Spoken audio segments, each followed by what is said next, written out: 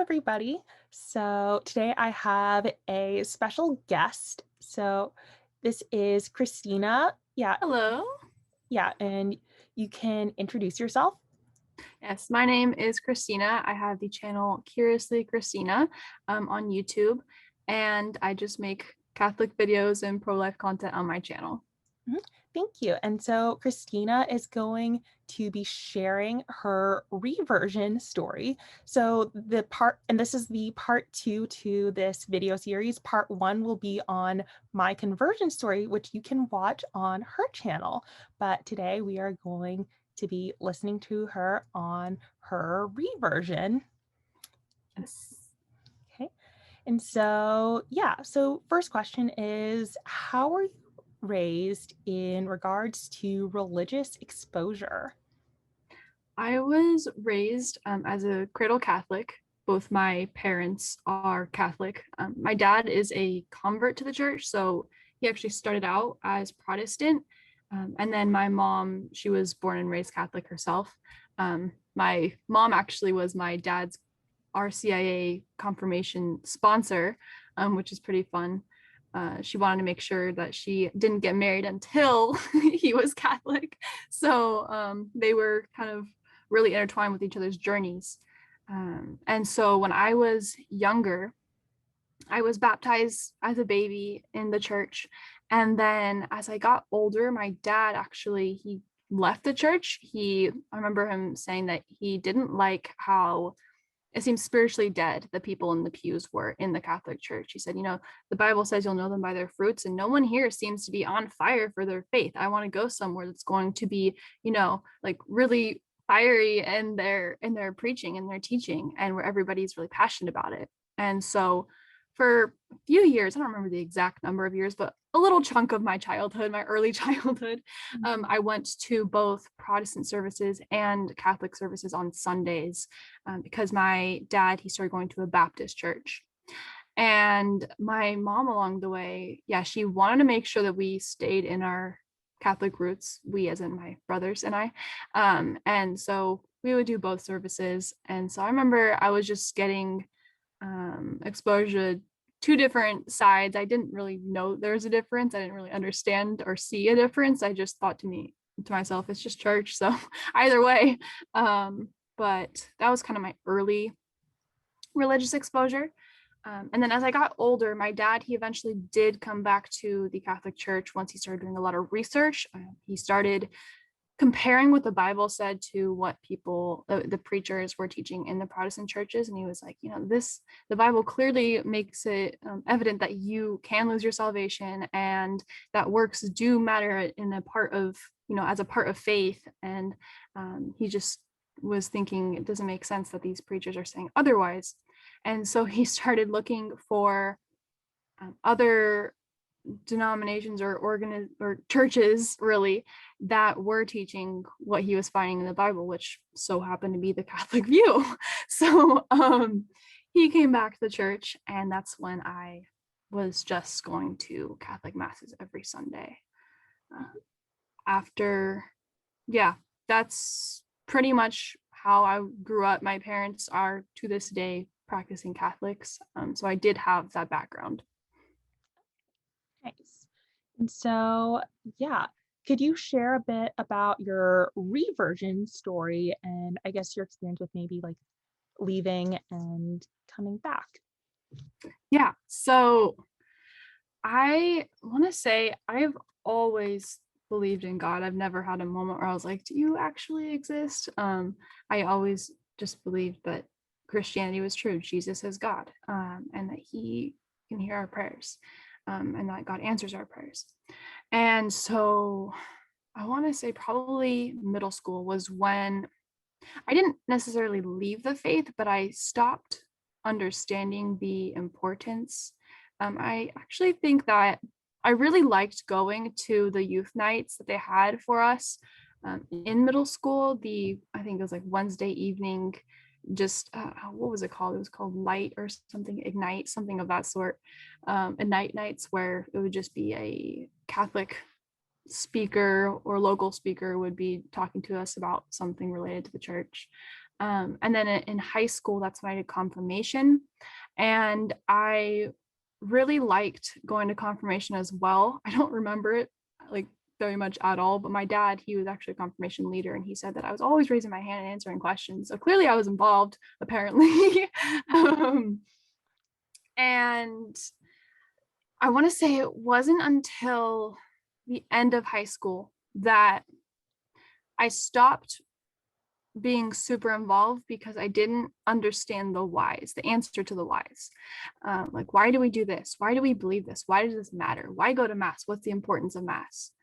And once that happened, I kind of spiraled out. I still believed in God and everything, but it became much more relativistic to me, where I didn't think that there was really an urgency, if you will, to remain faithful to the church. I didn't think that there was an urgency to avoid sin.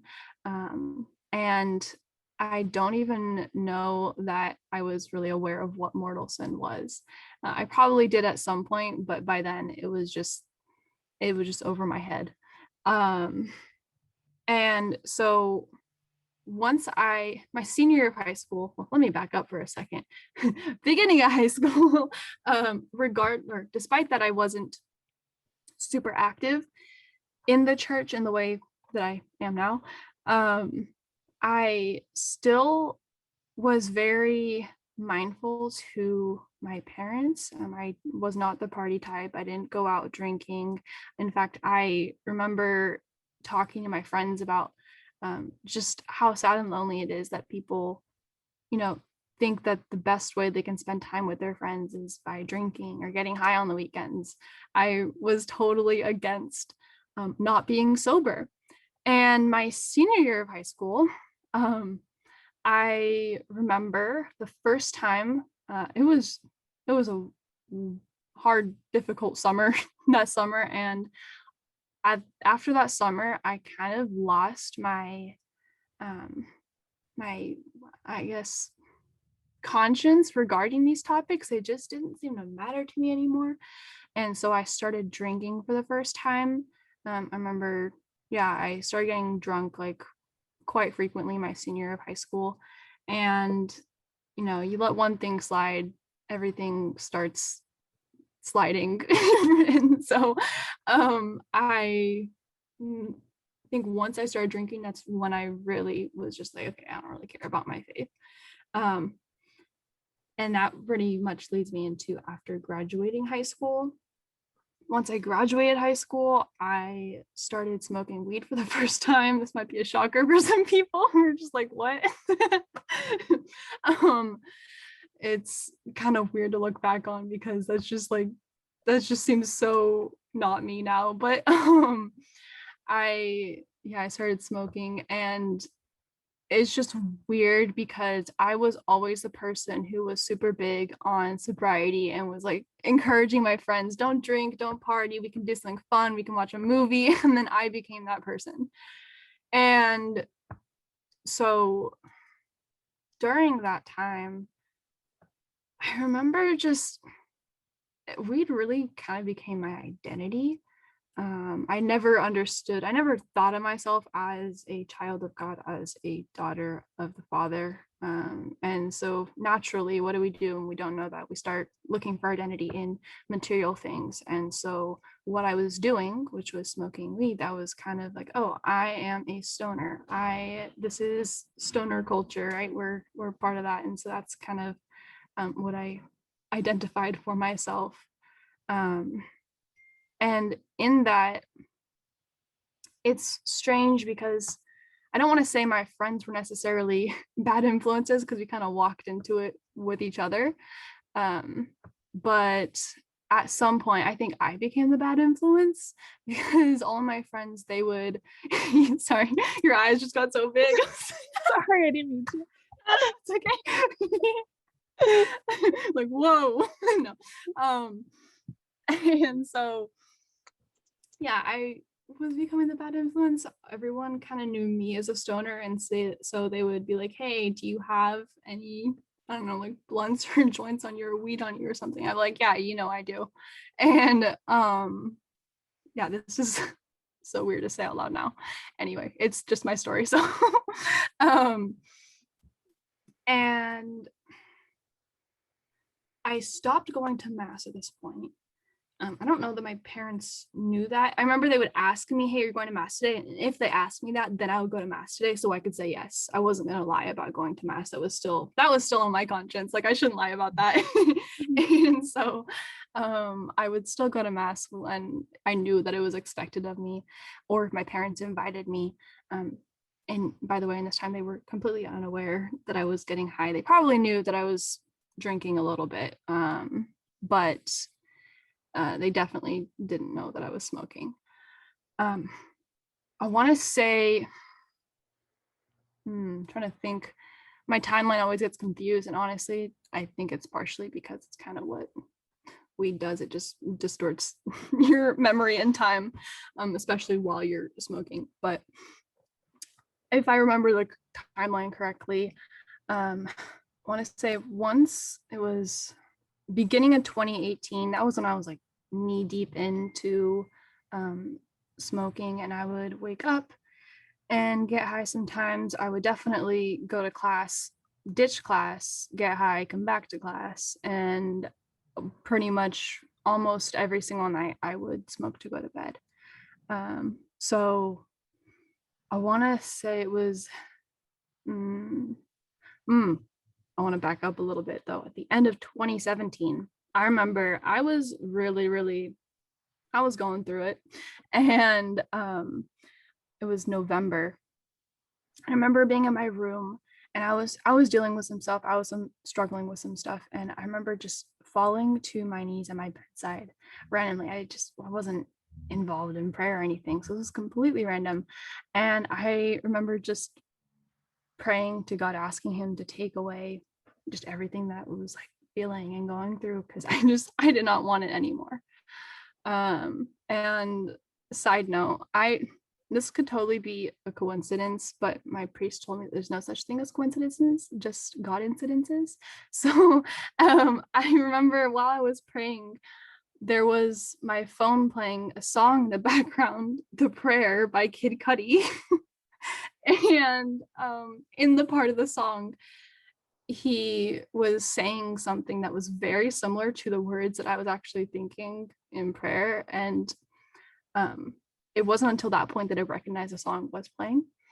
And so after that, I remember just being so excited because I felt so much peace after that prayer. I remember I called my Protestant friend up, and he was overjoyed to hear that I was praying and everything. And I was just talking to him for the next couple of hours on a late night drive, talking to him about how amazing it was to just have that communication with God.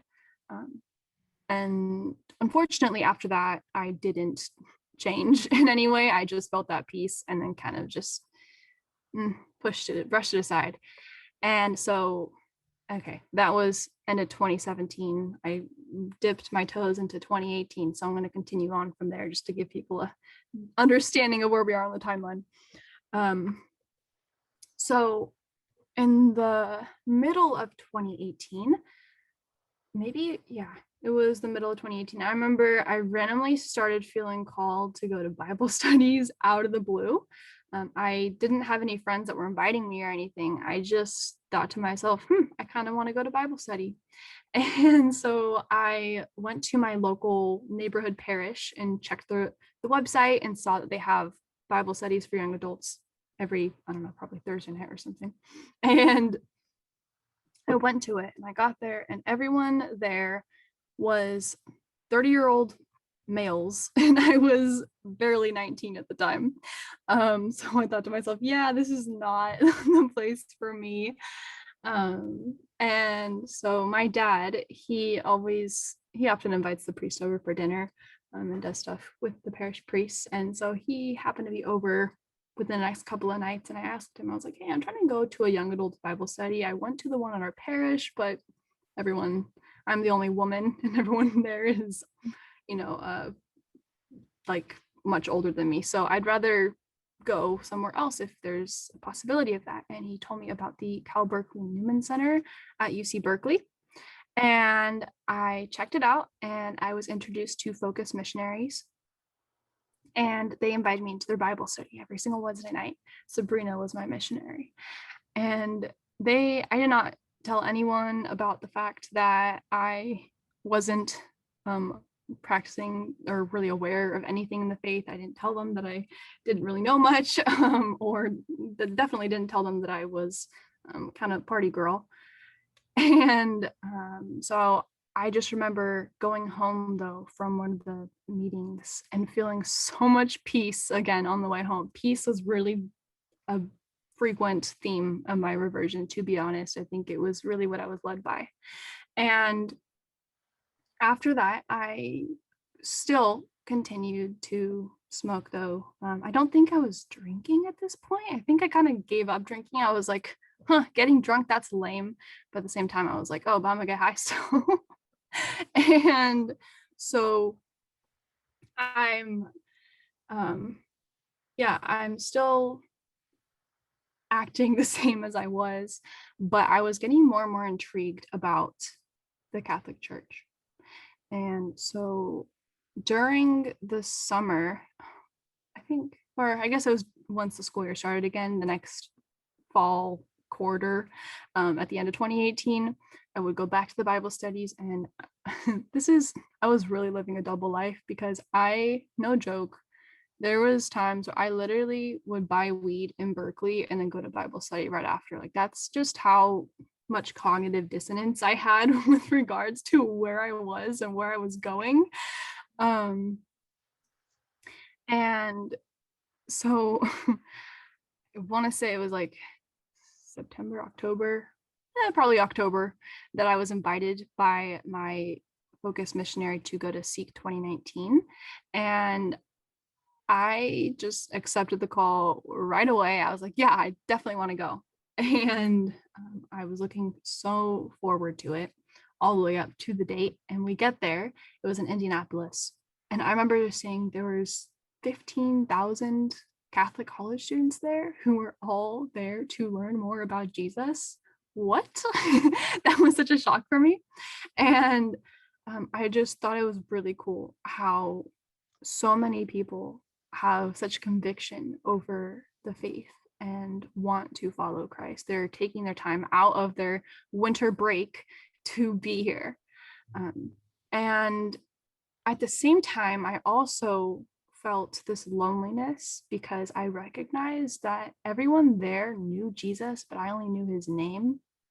And during, especially adoration, I remember just seeing how reverent and pious everyone was in their worship. And I was just like, I don't know you. I'm just here staring at, the Blessed Sacrament. And I know that there's actually your presence. I always believed that growing up. I always knew that the Eucharist really was the body, blood, soul, and divinity of Jesus. And but he seemed so distant and unreachable still at that point.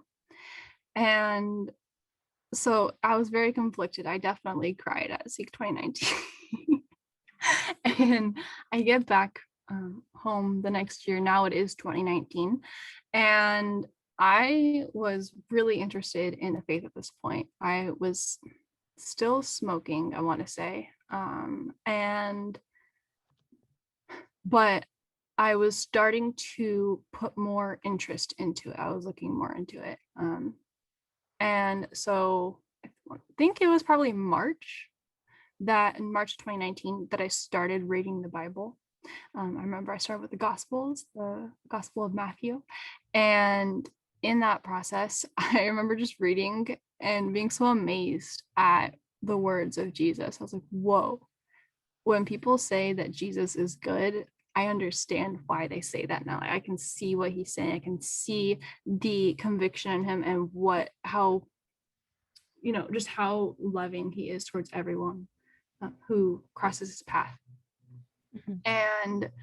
And so I started bullet journaling my faith stuff at this point. I think this is the first time. I was bullet journaling before this, but at this point I was like, maybe I can start implementing my faith into a bullet journal.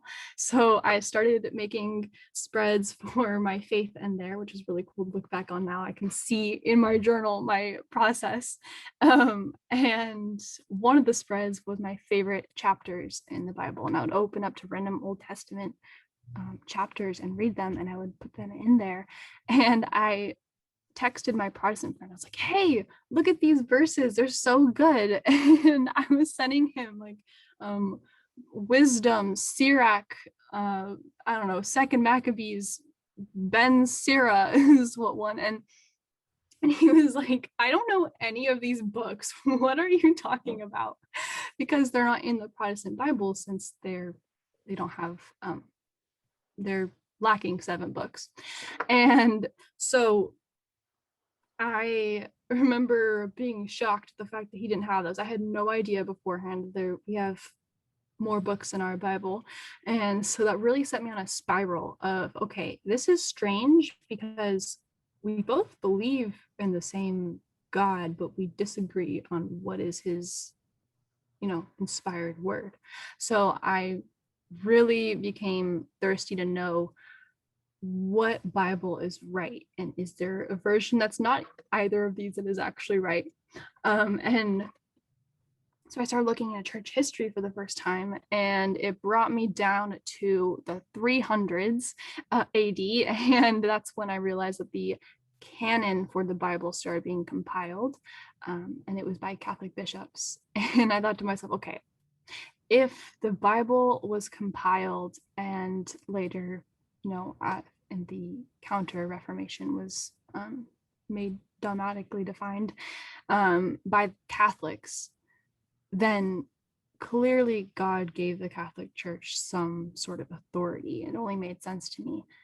It didn't make sense why I would be Protestant and not trust Catholic authority, but still trust the fact that the Bible books that they compiled, especially the New Testament, because there's other gospels like the Gospel of Thomas, for example, that didn't make it in there. So how do I know that that's not the inspired word? Well, I trust the Catholic Church's authority. And so that really solidified in my mind intellectually that it only makes sense. And so because of that, I trusted that if the church was true on, the canon of the Bible, and God gave the church that authority, well, all the other areas that I'm confused on or, kind of wrestling with, it must be right about them too, because who am I to say that I know better than the authority that God gave to canonize the Bible? And so that was kind of what really led me into my reversion. I want to say April was when I had my first official real confession where I actually intended to turn away from sin. And in that, I think that was my real turning point for me. Over the summer, I again started getting really into church history and talking with my Protestant friend, because he was inviting me to different Bible studies and events that I would go to, because I wanted to understand what are they talking about. I really wanted to be able to defend the Catholic faith, and I figured the only way I can do that is if I know what the Protestants are saying. So I really took my initiative to hear the other side and hear it from them themselves, because I know that a lot of people misrepresent Catholics. And so, someone's going to be teaching someone about what Catholics believe, you ought to hear it from a Catholic. And I felt, okay, I should probably do the same in return for them. So that was middle of 2019. And I want to say at that point, that was when I was like, okay, I am sold. This is it, there's no going back. I understand that this is true. And if it's true, then I just can't turn a blind eye to it. There's a difference between being blind to something and turning a blind eye to it. And I knew that I was not going to be in a good state if I decided to turn a blind eye. So at that point, I was like, okay, yeah, I'm here. I am reverted. Yeah, that's amazing. Yeah, thank you for sharing. And so I just wanted to ask, what were your views on communion? So, like the Eucharist, how did you sort of sort through your views on the Catholic interpretation versus the Protestant interpretation of it? Yeah, I I think that was honestly a really big part of my reversion as well, because I think Lizzie's Answers, her channel was the first channel that popped up for me when I was looking at Catholic versus Protestant stuff. And I saw her John 6 video.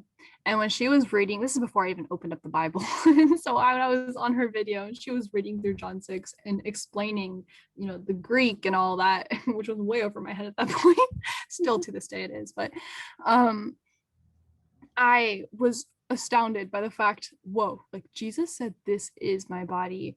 And the disciples, they were fighting, quarreling amongst themselves over it. They wouldn't be fighting amongst themselves if he was speaking symbolically. So it only made sense that it was real. And that was another really big thing for me. I was like, I can't go anywhere that doesn't have this belief, because it's clearly stated right here in the Bible. Jesus's mouth himself, he said it, that this is my body. And yeah, so I think when I was younger, I remember asking my mom, telling me that it really is Jesus. And so I always knew that. And I always knew that, if that makes sense, but I didn't fully digest it, I guess, if you will.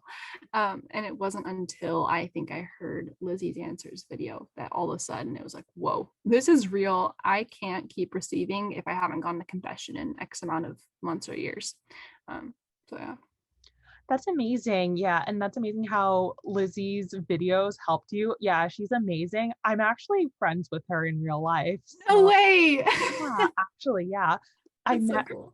Yeah, I met her in like 2018. Yeah, so like shortly after she came into the church. And it's actually so funny because like I had been watching her channel. Like I've been like a long time subscriber of her, like since 2012. In fact, actually watching her videos was like kind of one of the things that like got me super into like researching Christianity. In fact, that was like really like one of the first things like I really kind of started watching that like really made me like interested in Christianity. When she was Protestant. And so like I was watching a lot of her videos as a Protestant that she made. And then eventually like I came to like the conclusion of like wanting to become Catholic like 2015, 2016. And then like 2 years later, she converts into Catholicism, which is like amazing. Like I was definitely praying for her conversion. So that's exciting. Wow, that's so cool. That's amazing.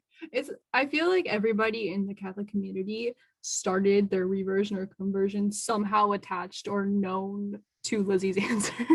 Yeah. Yeah, and it was amazing. Like I reached out to her like after her conversion and like we actually got to like meet up and yeah, now we're like yeah, really That's cool. cool. Yeah. Very cool. And so what were your thoughts on different like moral ethical issues within the church? Yeah, I'll start out with abortion. I remember growing up, I always went to the Walk for Life with my parents in San Francisco. And I remember when I was little, it was one of my favorite events of the whole year, just because we were surrounded by so many people who were just filled with so much love and passion. And I'm a very passionate person. So I see passion. I'm also really, really drawn to it. And um, so I always knew that abortion was wrong. That was never a question of, oh, should I be pro-choice? In fact, in middle school, I thought it was the norm to be pro-life just because I had grown up seeing so many people at the Walk for Life. And I was like, oh, well, if this many people believe it, then everyone in California must believe it, right? No. And so I remember talking to my friends about it in middle school, and I was shocked to find out that they're like, well, I think a woman should be able to choose. It should be, it's her body. And I was like, what? Um, and that's when I kind of recognized, no, I just so happen to be surrounded by a bunch of pro-lifers, but all of the pro-lifers in California really were just in one area. It wasn't like all of us in California were pro-life. And I think after that, I think this was before my reversion. I want to say this was during my stoner phase. I was talking to my mom about abortion, and I was, of course, still very convinced pro-life. But we are just bringing up and talking about, for example, what about, in sexual assault? That just seems so incompassionate, what, to, say that she has to carry the baby of, her rapist. And after, first of all, recognizing that it's her baby, not his, and also knowing that if it's wrong to intentionally kill innocent human beings in every other circumstance, it doesn't make sense that this would be an exception. And so it was definitely difficult for me to swallow. I never objected to it, but it was just something I wrestled with. But I finally understood, and it made sense. So I would say I was pro-life through and through, though. With contraception, again, I grew up with good Catholic parents. I remember hearing them talking about Planned Parenthood and contraception as well when I was little, and they spoke negatively about it. They're like, this is a bad thing, and I didn't understand why. I just heard my parents and was like, okay, well, if they say it's bad, it must be bad. So I just trusted it. Very, I guess, I don't want to say naively, but without understanding any reason, I just believed it. So it was always a strange concept to me, the thought of contraception. I guess I was always against it. And it wasn't until, though, I, of course, reverted, that I started looking into it and understanding, okay, why, and understand the philosophical reasons and how to properly love people and what that means. And yeah, so that's, I guess, was there any other area you want me to go into or talk about? I guess, yeah. How did your friends react to your reversion? That's a good one. Yeah, I'm still friends with them, actually. The people who were with me in my journey.